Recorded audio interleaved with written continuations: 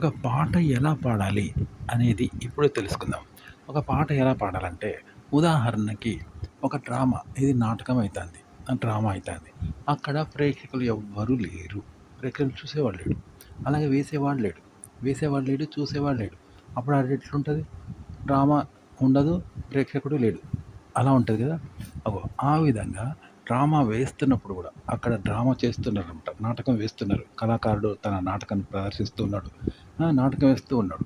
ఆ వెయ్యడం అనేది ప్రేక్షకులు లేకుంటే, ఆడ డ్రామా లేకుంటే ఎలా ఉంటుందో అలా క్యాజువల్‌గా చేస్తున్నారు. కామన్‌గా చేస్తారు. అండ్ ఒక మామూలు విషయం బయట కూడా అరటి పండ్లు అమ్ముతారు. పాన్ షాపులుంటాయి, బట్టల దుకాణం ఉంటది. రోడ్డు మీద రిక్షా వాళ్ళు పోతా ఉంటారు. ఆటోలు పోతాయి. అవి కామన్ గదా! ఒకరు చూడ్డానికి గాదు, ఒకరికి చూపించడానికి ప్రదర్శించరు. అది జెన్యూన్ కామన్ గదా! ఈ విధంగా ఆడ నాటకం వేస్తున్నారు. అది కామన్‌గా.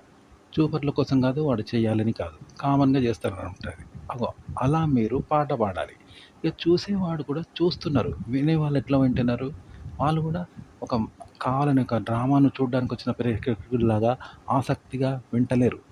డ్రామా చూడ్డానికి రాలేదు. కామన్‌గా కూర్చున్నోళ్ళు కామన్‌గా వింటారు. అంటే ఇప్పుడు బయట హోటల్స్ ఉంటాయి, అరటి పండ్ల బండ్లుంటాయి, ఆటోలుంటాయి, రిక్షాలుంటాయి, మనుషులు పోతా ఉంటారు, కూరగాయలు అమ్ముతారు. అది కామన్ గదా! ఏమన్నా కావాలని పెడతారా? చూడాలని చూస్తారా వాటిని? కామన్ గదా! అది క్యాజువల్ గదా! ఆ విధంగా ప్రేక్షకులు కామన్‌గా చూస్తున్నారనుకుందాం. అప్పుడు ఎలా ఉంటుంది?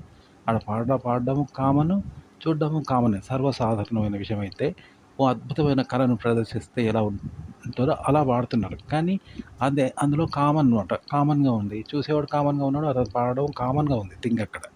అగో అలా పాడాలనమాట పాట. రెండోది పాటను పాడాలి. పాటను మళ్ళీ పాడాలి. అంటే మామూలుగా మనం అద్భుతంగా పాట పాడతారు కదా! ఇప్పుడు చెప్పిన క్యాజువల్‌గా పాడతారని చెప్పినా, అలా పాడాలి.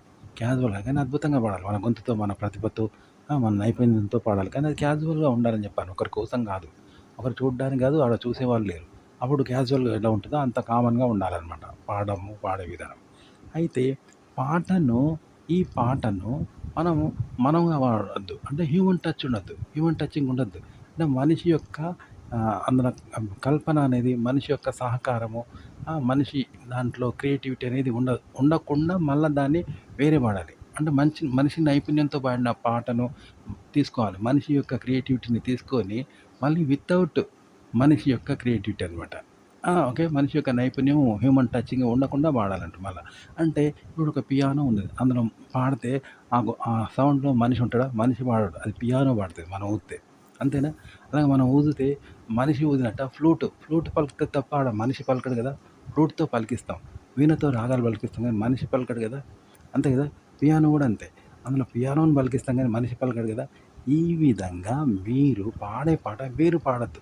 మీ నుండి వచ్చే ఆ గొంతులో పలికియాలి ఆ శబ్దాన్ని, పాటను. అట్లా అన్నమాట. ఆ విధంగా అదే పాటను అలాగే వచ్చేలా పాడాలి. కానీ మీరు పాడొద్దు.